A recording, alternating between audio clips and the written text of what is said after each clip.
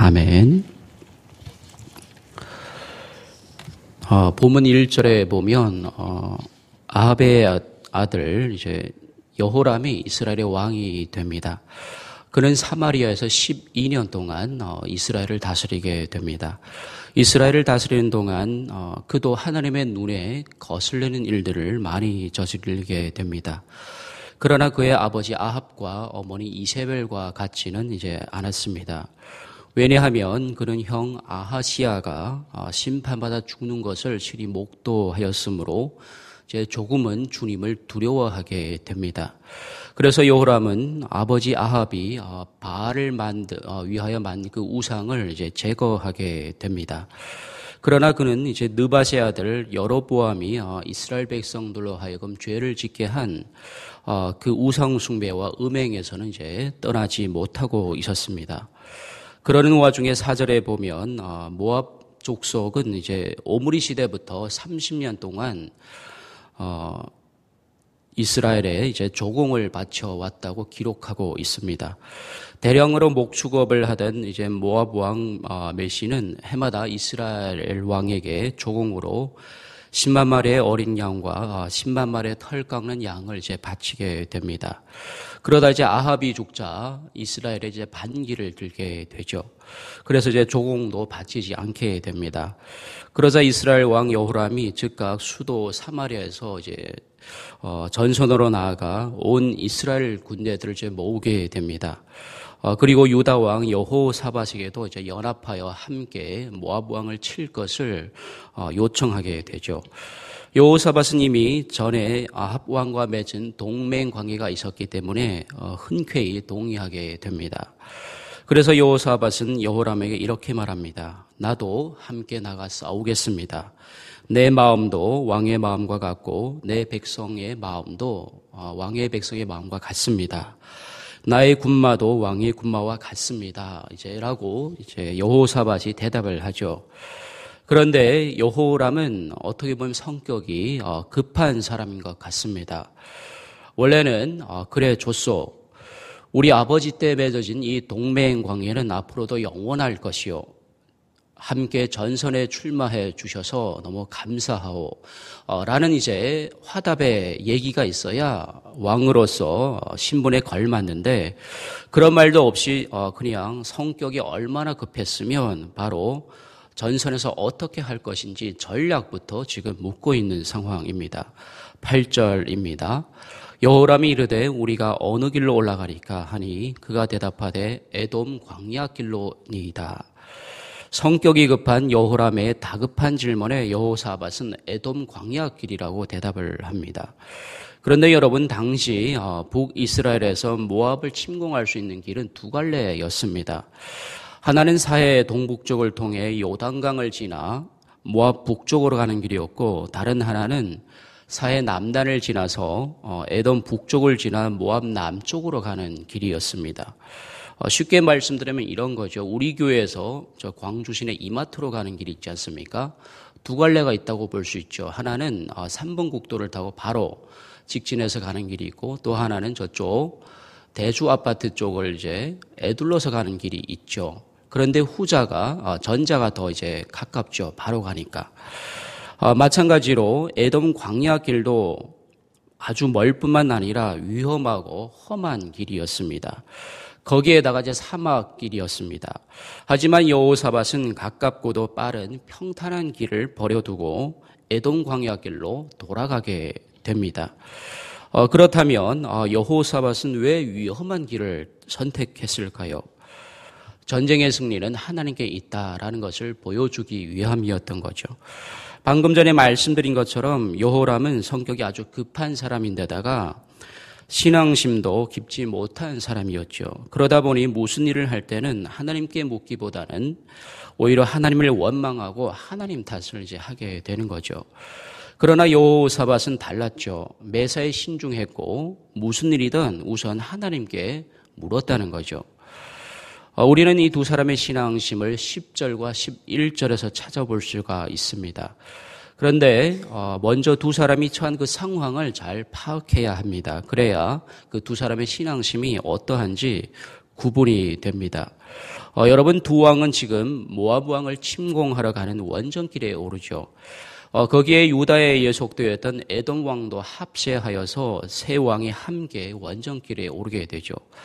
그런데 원래 길이 험하고 사막길이어서 7일 동안 걸으니까 군사와 짐승이 모두 이제 마실 물이 없게 됩니다.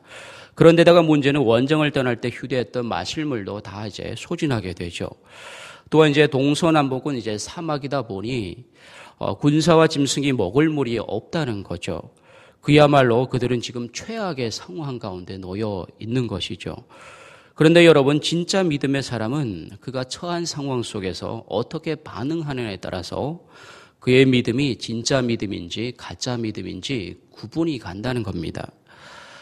비가 오는 하늘을 보고 비가 오네 라고 반응하는 사람들도 있고, 또한 하나님이 비를 내리네 라고 반응하는 사람들도 있다는 거죠. 이처럼 진짜 믿음의 그리스도인이 처한 상황 속에서 반응하는 자세와 태도는 사뭇 다르다는 겁니다.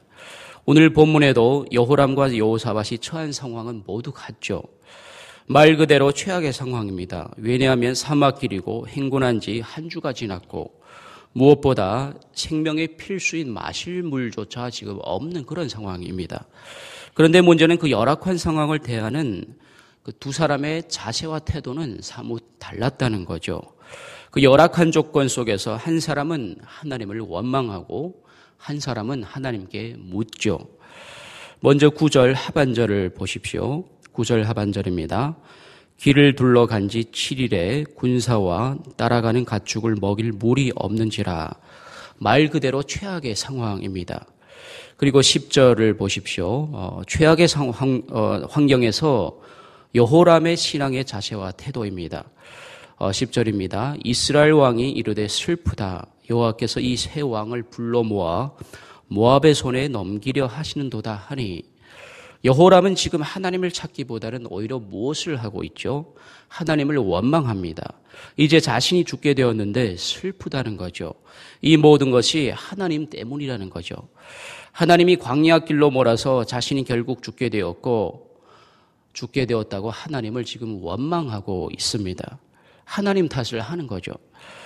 여러분, 이러한 모습을 보면서 어떤 것을 느끼게 됩니까? 여러분, 예수님은 하나님을 신앙함에 있어서 두 마음을 품지 말라고 말씀하셨죠. 왜냐하면 두 마음을 품고 신앙을 하게 되면 평소에는 그 사람의 믿음이 어떤지 잘 구분이 안 가죠. 그러나 최악의 상황이 닥치면 다르다는 것이요. 그 믿음의 여부를 알 수가 있다는 것이죠. 그래서 예수님은 오직 한 마음 한 뜻으로 하나님만을 섬길 것을 제자들에게 당부하셨죠. 그런데 지금 여호람은 어떠합니까? 2절 3절에 보니까 여호람은 그의 부모처럼 악하지는 않았습니다. 그러나 여전히 두 마음을 품고 신앙생활을 했다고 기록하고 있죠. 그것이 무엇입니까? 여로보암이 비록 바알 우상은 제가 했지만 금송아지 우상은 제가 하지 않았다는 것이죠. 그러니까 여호람은 지금 하나님을 섬기면서 한편으로는 이제 금송아지 우상은 끝내 버리지 못했다는 것을 2절 3절이 우리에게 말씀해 주고 있는 겁니다.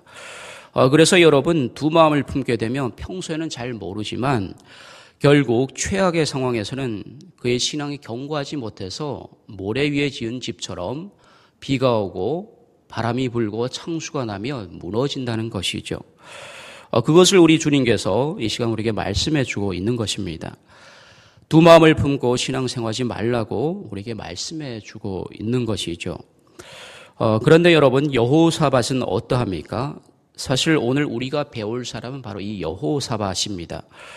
여호사밧의 태도에서 우리가 본받아야 할 것이 있다는 거죠. 11절입니다.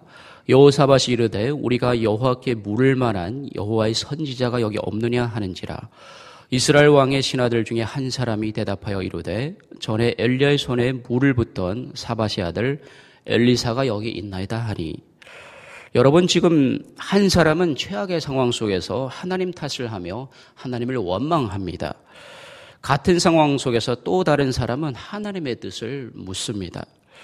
여호사밧은 지금 최악의 상황 속에서 하나님의 뜻을 물으면서 하나님의 뜻을 전해줄 선지자를 지금 찾고 있습니다.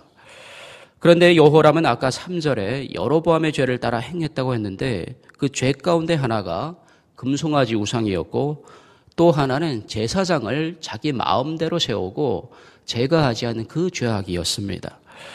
한 사람은 같은 상황 속에서 하나님을 원망하고 하나님 탓을 하며 제사장도 자기 마음에 내키는 대로 아무나 세웠지만 반면에 한 사람은 최악의 상황 속에서 하나님을 찾으며 하나님의 참 선지자를 지금 찾고 있다는 것이죠. 그렇습니다, 여러분. 오늘 본문이 주는 메시지가 바로 이거라는 거죠. 여호사밧의 자세를 본받으라는 겁니다. 문제가 있을 때마다 내 탓, 하나님 탓을 하며 상대방을 원망하고 하나님을 원망하는 것이 아니라 그 어떤 최악의 상황 가운데서도 여호사밧처럼 오직 하나님의 뜻을 물으며 하나님의 뜻을 구해라는 것이죠. 우리가 다양한 문제 가운데 또한 최악의 상황 가운데서 하나님을 찾고 하나님의 뜻을 물을 때 하나님께서는 어떠한 방법인지는 잘 모르겠지만 주의 종을 통해서 혹은 이웃을 통해서 또한 여러 상황과 환경들을 통해서 반드시 우리에게 응답해 주신다는 것이죠. 우리는 이 믿음의 태도를 가지고 끝까지 하나님을 찾고 하나님의 뜻을 물어야 한다는 겁니다. 이게 바로 오늘 본문이 우리에게 주시는 메시지라는 것이죠. 그리고 또 하나의 메시지는 지금 세 왕 중에 오직 여호사밧 한 사람만이 하나님의 뜻을 이제 물었다는 것입니다. 무슨 말입니까? 기도 없는 한 민족보다는 기도하는 한 사람이 더 강하다는 그런 얘기인 거죠. 여러분, 하나님이 우리에게 원하시는 것은 우리가 바로 이러한 기도하는 한 사람이 되기를 원한다는 것이죠. 세상 사람이 다 하나님을 모른다고 부인할지라도 나 한 사람만큼은 겸손히 하나님 앞에 나아가 기도하는 사람이 되기를 원한다는 것이죠. 무엇보다 오직 한 마음 한 뜻으로 믿음의 사람이 되어서 내가 속한 가정, 내가 속한 교회, 내가 속한 공동체에서 빛이 되고 소금이 되기를 원한다는 것이죠. 여러분 꼭 기억하십시오. 하나님이 찾으시는 사람은 기도하는 한 사람입니다. 하나님은 그 사람을 통해서 오늘도 역사하신다는 것이죠. 오늘 본문은 최악의 상황에서 하나님을 찾는 여호사밧 한 사람을 통해서 새 연합군이 승리를 얻게 됨을 우리에게 말씀해주고 있죠. 그렇습니다, 여러분. 전쟁은 여호와께 속해 있습니다. 우리의 모든 싸움도 하나님께 속해 있는 것이죠. 심지어 우리의 인생조차도 하나님께 속해 있다는 것이죠. 그러니 여러분, 우리 인생의 주인이신 여호와 앞에서 겸손해야 하는 것이죠. 하나님을 찾아야 하는 것입니다. 그래서 하나님이 찾으시는 그 한 사람이 되어야 하는 것이죠. 날마다 문제가 있을 때마다 내 탓 하는 것이 아니라 하나님을 원망하고 불평하는 것이 아니라 겸손히 하나님 앞에서 기도하며 하나님을 찾아야 한다는 것이죠. 그래서 오늘 하루도 하나님을 영화롭게 하며 또한 내가 속한 가정, 내가 속한 공동체, 내가 속한 교회에서 하나님을 높이고 예수님의 향기를 드러내는 그러한 저와 여러분 되기를 간절히 축원드립니다.